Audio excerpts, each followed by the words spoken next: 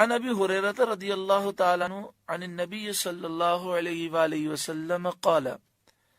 حضرت ابو ہریرہ رضی اللہ تعالی عنہ سے روایت ہے، نبی کریم صلی اللہ علیہ وآلہ وسلم نے فرمایا،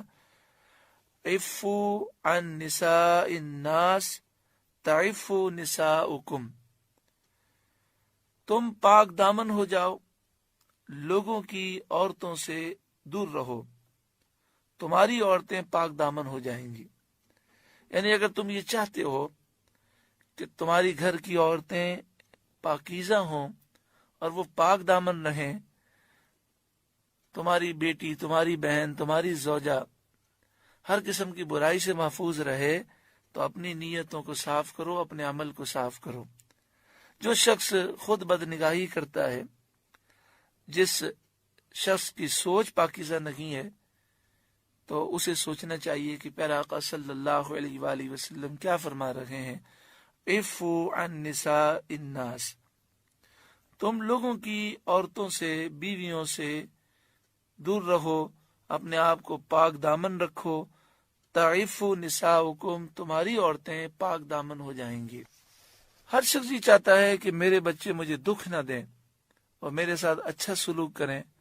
پیارے آقا صلی اللہ علیہ وسلم فرماتے ہیں، وَبِرُّوا آبَاءَكُمْ تَبَرُّكُمْ أَبْنَاؤُكُمْ، تم اپنے باپ داداؤں کے ساتھ، والدین کے ساتھ اچھا سلوک کرو، تمہارے بچے تمہارے ساتھ اچھا سلوک کریں گے۔ مسلم شریف کتاب البر میں ہے، عن ابی ہریرہ رضی اللہ تعالی عنہ عن النبی صلی اللہ علیہ وآلہ وسلم قال، حضرت ابو ہریرہ رضی اللہ تعالی عنہ سے روایت ہے، نبی کریم صلی اللہ علیہ وسلم نے فرمایا، رغم انفہ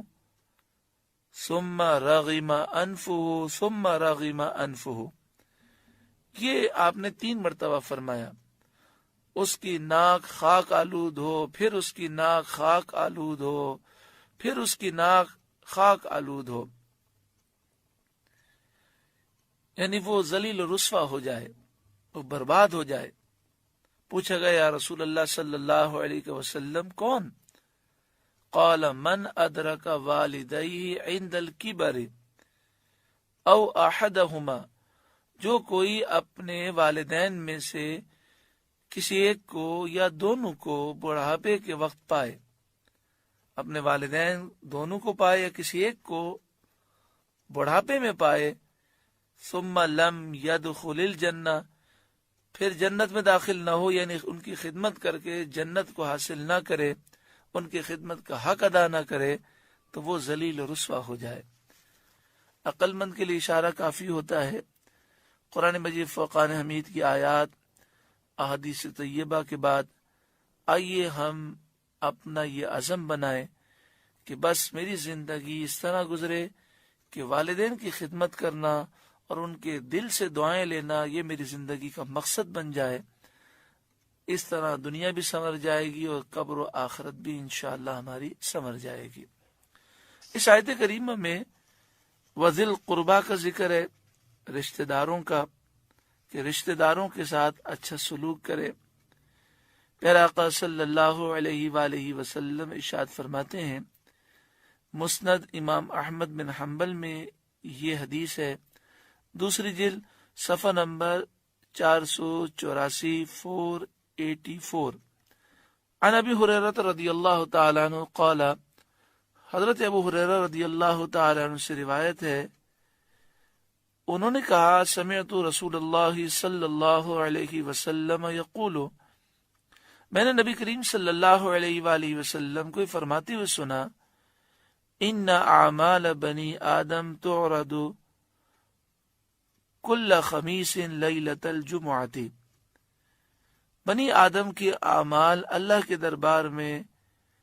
ہر جمعرات کو شب جمعہ پیش کیے جاتے ہیں، یعنی جمعرات اور جمعے کی درمیانی رات بنی آدم کے اعمال اللہ کے حضور پیش کیے جاتے ہیں، فلا يقبل عمل قاطع رحم، جو رشتہ داروں سے قطع تعلقی کرنے والا ہے اس کے اعمال قبول نہیں کیے جاتے۔ یہاں پر یہ وضاحت سمجھ لیں کہ اگر رشتہ دار کافر ہیں، یہودی ہیں، عیسائی ہیں، ہندو ہیں، مشرک ہیں، یا صحابہ کرام یا اولیاء کرام یا رسول اللہ صلی اللہ علیہ وسلم کے گستاخ ہیں، بے ادب ہیں، بد عقیدہ ہیں، بد مذہب ہیں، تو ان سے دوری اختیار کرنا لازمی ہے اور اسے قطع تعلقی نہیں کہا جائے گا۔ ہاں، ذات کی وجہ سے، دنیاوی معاملات کی وجہ سے، چھوٹی چھوٹی باتوں میں ناراض ہو کر جو رشتہ داروں میں قطع تعلق کی جاتی ہے، یہ سخت حرام ہے اور ایسا شخص جنت سے محروم ہوگا، اور اس حدیث پاک میں ہے کہ اس کے اعمال قبول نہ کیے جائیں گے۔